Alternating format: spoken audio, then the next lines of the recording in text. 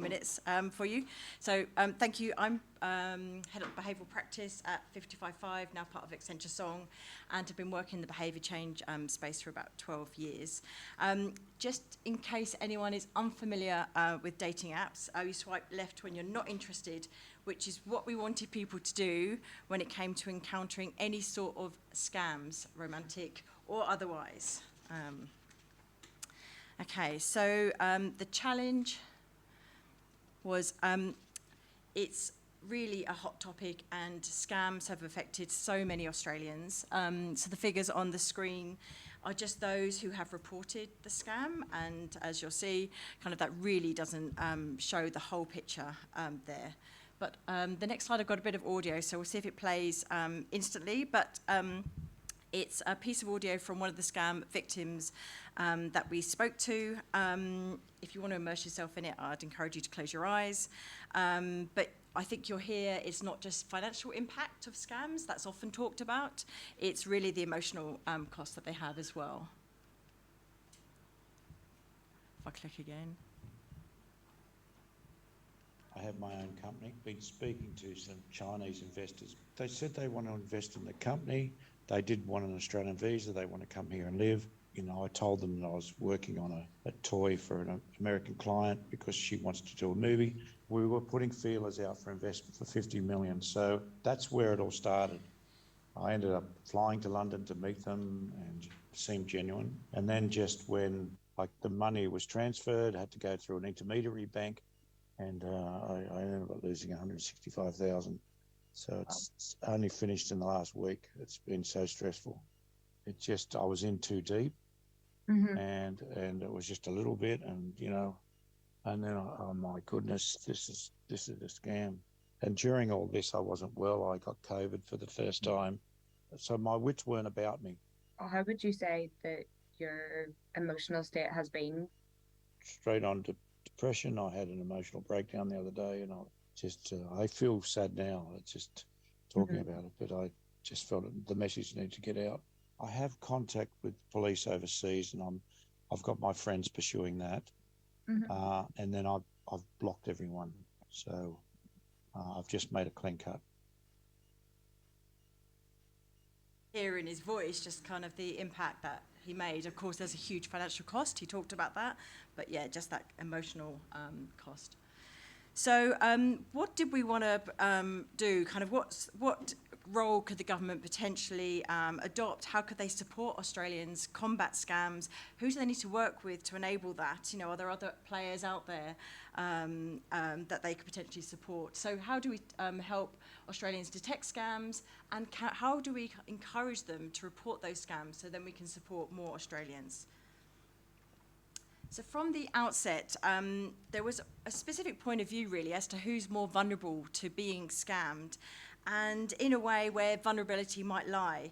Now, these tend to be kind of the vulnerable audiences that creep up a lot when it comes to social research. So older audiences, people with disability, the digitally illiterate, people whose first language isn't English, First Nations, they were going to be the groups that were most affected by scams. But if they impact a former state treasurer, we might need to rethink that in terms of actually what does make someone vulnerable. So in terms of the approach, we lent onto academic texts. So we had Hannah Cattell, whose book was really interesting, The Scams Among Us, Who Falls Prey and Why.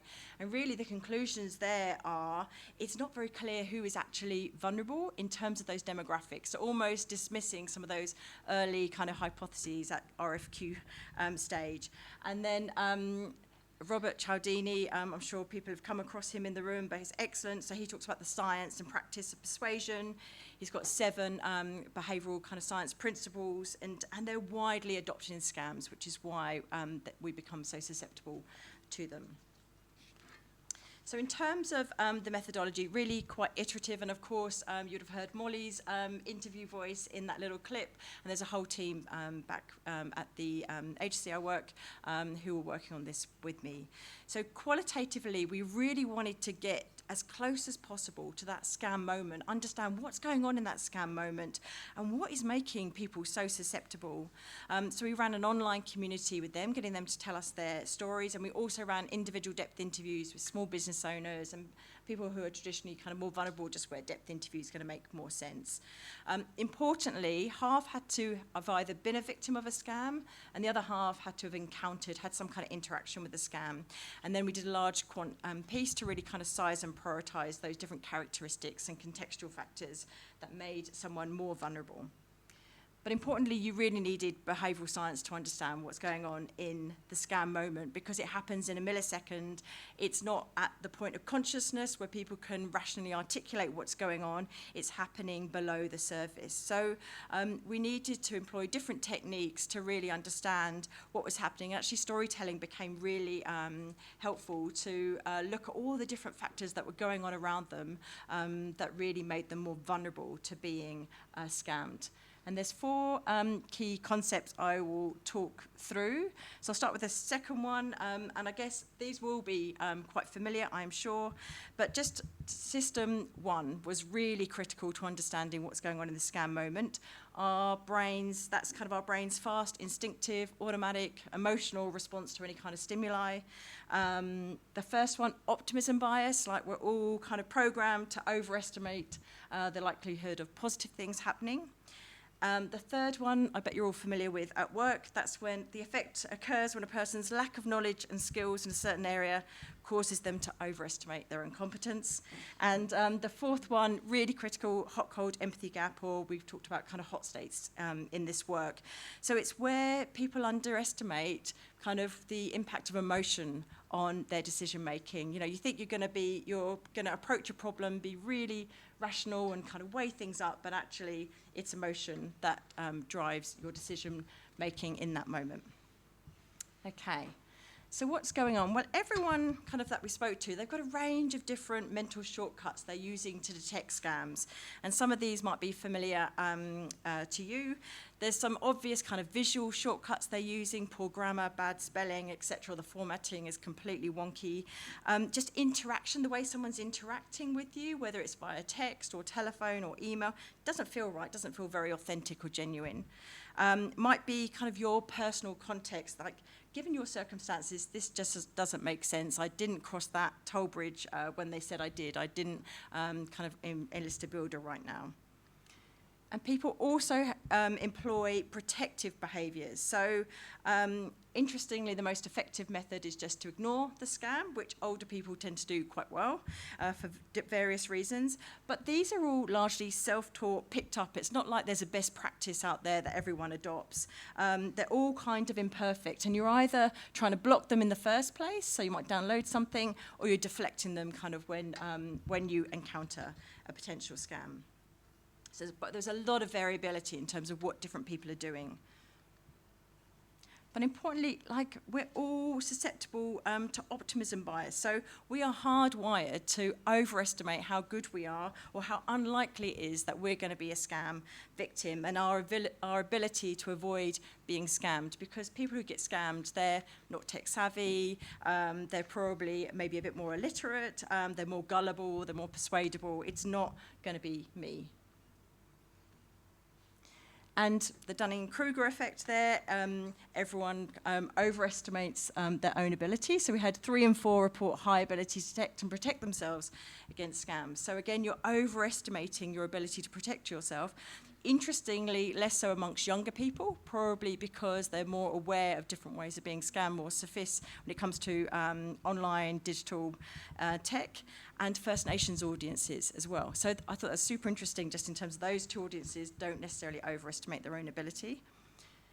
But we know that just scammers are becoming more and more sophisticated. They innovate to infiltrate, they slip below the radar. They're using all of those persuasive techniques that Robert Cialdini cited in his book, reciprocity, scarcity, social proof, liking, etc. And they're evolving so fast, or even since this research and the advent kind of AI, just how much is happening. So it's really hard to stay on top. And there isn't like there's a database, these are all the scams at play. You know, they are kind of evolving week to week. And so it's hard to check up in terms of what's actually going on. But the truth is, rather than specific demographic groups, you're most vulnerable to becoming a victim when you're in a hot state. Now, just can I have a show of hands for anyone that might have encountered a scam? Okay, that's universal. Anyone that's slightly interacted with it? Okay. And anyone that's become a victim? Yeah, and I'm sorry if you have. It's really sucks. So hot states are universal. Okay, the difference between those that encounter and fall victim is really the degree to which you're in a hot state at the time of getting that scam. So it's when your emotion has overridden that rational decision making and your guard is down and you get caught up in whatever it is, an investment, kind of the romance, a sale, something that you want. You're not taking notice of some of those other clues that you might kind of employ at other times. And you're not engaging system 2, that more kind of rational, thoughtful, slower type of decision making. You're really just operating on full steams ahead. And of course, that is what scammers are preying on. Like, they're all the techniques they're using to appeal to us emotionally, be really specific to our needs right now, appear excellent value at the right time. They get endorsed by someone you trust. That's what they're using, and that makes us susceptible. So hot states are universal, so anyone can become a victim. And there are other things that sort of amplify that hot state. So either kind of fewer skills to detect and protect. So we definitely saw that audience living with impairment, First Nations, older people who speak a language other than English. So, you know, that it's harder to detect and protect themselves, but it's also around personality or emotional states, the contextual factors around that person at the time. So personality, you might be more impulsive, more disorganized, or emotional state might just be kind of in quite a low mood and not really paying attention, or really busy, limited bandwidth, lots going on, you're on your phone, you're cooking, your kid's kind of trying to ask you questions, and you're trying to do something, and before you know it, you've kind of gone all the way through. I think what's really challenges is just how kind of few people are reporting.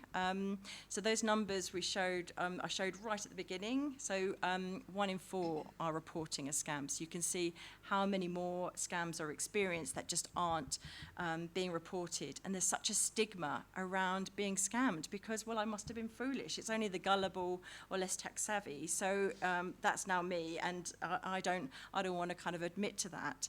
So it's only a quarter of the true picture of actually what's happening kind of out there. I think I'm really racing with time, so I'm going to finish in a few minutes. I'm a fast talker. So there's some key recommendations coming out of this. So kind of one in that top left box, I think is really kind of interesting when you put a behavioural lens on the challenge and how you're going to counteract kind of what's going on in the scam moment. So one, we need to challenge the optimism bias. Anyone is susceptible, everyone in this room is. You need to help people internalize that feeling of being in a hot state, what that feels like, so that you can better connect to it when you're in it and it registers. And importantly, give them a simple rule of thumb that they can easily recall kind of in that moment, because it's so fleeting, emotion kind of dominates. You need to really try and disrupt. Second, kind of the recommendation was about having a repository, so you can see what's the latest scam, what's going on. Some are widely talked about. I think at the time we had the I've lost my phone mum scam that was doing the rounds, but there's always another one. So some have got currency, but loads haven't, and to have a repository could be really useful. These were kind of recommendations for the client, but really, kind of what's the best practice? What are some of those protective behaviours that can take place? And importantly, some of those partners, that's the fourth point, in terms of being really driving action through partnership. So there is only so much you can support an individual combat scams. So much of it has to happen upstream because, they are getting more sophisticated. They're really kind of slipping through people's radars. And, the owners can't just be on the individual. So it's working with all the other potential kind of players that can help, whether tech, banks, tax office, et cetera, et cetera. So the results. So this really informed the National Anti-Scam Centre. So they even start their kind of meetings, sharing a scam to really anchor on the emotional impact that they have, not just the financial cost and kind of numbers and kind of money lost.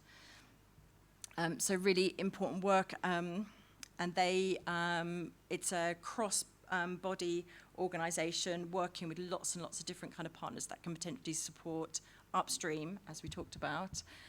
At the launch of the Stop, Check and Verify campaign, so kind of the comms really use that kind of simple rule of thumb to help easily recall kind of that Aussies can really easily recall in the moment, especially when they're in that hot state.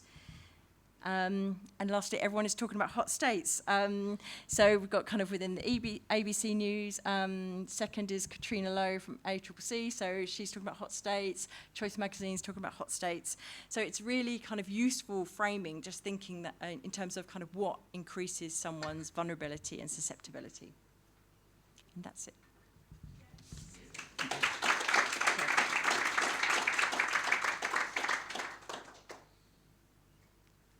Any questions? Yeah, go for it. Well, first of all, thank you so much. I was really, a definite shift from what we were talking about before. Yes. Kind of still relevant in that you think about how the emotional state of someone, how they operate in different situations. Yeah. Whether it's with violence or with a scam, you're going to have these different effects that can actually impact anyone. Yeah. I really liked your 4 different graphics and showing how they go forward. Yeah. I'm kind of curious, is this one of those things like Thinking Fast and Slow, Daniel Kahneman, Type 1, Type 2? Do we need to start teaching people how to switch from a Type 2 emotional state to a Type 1 rational state? Yeah. Can we do that such a thing? Yeah, I think you can't, because you're in system 1 like 97, 8% of the time, because it's easy. We're comfortable there. You've got all the shortcuts at play. But I think it's, and marketers love to kind of use different techniques to play within system 1. So people, that's nudging. Like, that is the whole premise of nudging. But actually, sometimes we want to disrupt system 1 and get people to stop and think.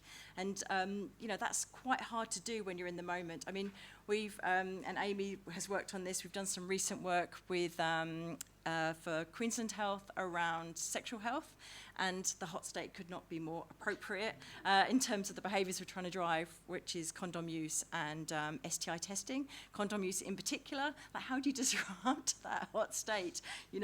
So you're thinking about, system 1, and you want to, like, whether it's simple rules of thumb or really try and get people in. What we did with scams was really try and get people in the feeling.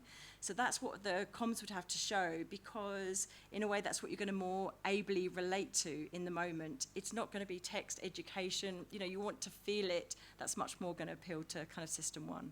But yeah, it's super interesting and I think what I loved about this study was just how kind of the premise going in was it's going to be these audiences, the classics, and of course it's not. And when you went around the client room, so many had encountered and had fallen victim. It's commonplace. Yeah. Yeah. I loved your presentation. Thanks, Jo. You're welcome. Do you know whether or not any of these strategies have actually changed anything? Well, so I was looking at ScamWatch stats because I knew someone would ask me. So look, they have gone down, but I don't really trust the stats because of the reporting of them. So I know that, I mean, just think of the work the banks have, it's not just kind of, this is not just a campaign, it is, everything's happening upstream. So just think of the different measures that kind of tech partners have taken, are doing, that banks are, like every bank's got this kind of campaign, they're trying to solve it. The ATO, even a guy that I swim with, he's part of an investigator and he's doing cybercrime with Australia Federal Police, you know, and he's like, it's a band-aid on a gigantic problem. So it really needs to happen at that top level, but anything we can do to potentially support, people combat scam when, you know, before would be really useful. I guess kind of building off of that then what is the lack of understanding or what research needs to be done then to help fill that? Or is it one of those things that you don't actually, it's not a knowledge thing, it's just a education thing? Yeah, I don't know. I think it's accelerating, and you just think how AI can mimic voice, visual, you know, so that sophistication, like innovate to infiltrate, that's not my term, I wish it was, I love it. But you can see how that is accelerating. So I don't know, are we just playing catch up? You know, or is the best way to actually not have ID, you know, kind of give anything away digitally? Maybe it will change our behaviours. We are a product when we use a digital platform. Is there a way, you know, will that kind of change over time? I don't know, but I think we're really in it at the moment, and it's accelerating fast. I mean, okay, I wanna share. I got Yes, scammed. thank you. Swift tickets. Oh, you're kidding. And I was in such a hot state because my local Gundaroo community Facebook page had this very plausible story that I bought these tickets and my mum got sick, so now I'm trying to Yes, find exactly. money for them. And Yes. I can take my daughter and grandkids. Yeah. We can all go to Taylor Swift. Yeah. So, Yeah. I was thinking about I think the you've- benefit of yeah. buying the tickets Yeah. and suddenly surprising everyone Yeah. with these tickets that no one could get. Yeah, that's right. And I mean, you've given a beautiful example of the hot state, yeah. I relate to your hot state, but had I known that scammers were infiltrating the Gundaroo community Facebook Yeah. page or Yeah. any local community Facebook page, because I Which bought might be that, too, the repository, and yeah. always buying stuff off of, Mm, then mm, I might have been a little bit more careful. yeah, yeah, I just really believe yeah, I thought, yeah. Those Facebook community pages, they are full of scammers. They are actually, there's more scammers on there than real people. Well, you've got an automatic endorsement, yeah. But the one that I'm in, there is some really good content. They come up with anonymous participant. I don't know if yours did, but if they do, they're practically always a scam. Yeah, yeah. this person Watch had a out. name and an address, and I knew the address, and Yeah. Oh my goodness. Yeah. Yeah. Well, I'll share as we're sharing. I'll share my scam. So I was. It's quite late at night. I had a few glasses of wine. I was watching something on the telly and on my phone, and something came through, and it's like an invoice from a painter, and I'd had some decorators come into the flat, and so I thought, maybe I didn't set them up properly, and so I started to go through the banking, and I'd given them one set of codes, and then I don't know what stopped me. I think I didn't know how to do something with the app, so it wasn't even. I was questioning what was happening, and so I rang my sister who works at HSBC, and she gave me short, sharp shrift, Joanne, like, you're being scammed, basically. So then I put it down, and I was fine. I'd only given them one-step authentication, but so it's so easy, like to kind of suddenly fall prey. So, yes. I think part of it too is like more interesting, especially with that hot state side of it, because I've done exactly the same thing. But I think it's also, that mentality that we have of like needing everything now and wanting everything now. We just expect That's right. everything now. That's right. And I think that's such a Yeah. challenge to actually get people to Yes. stop and go, you don't have to take that call. Yes. You don't actually Yeah. have to respond to that. But I think we're just Yeah.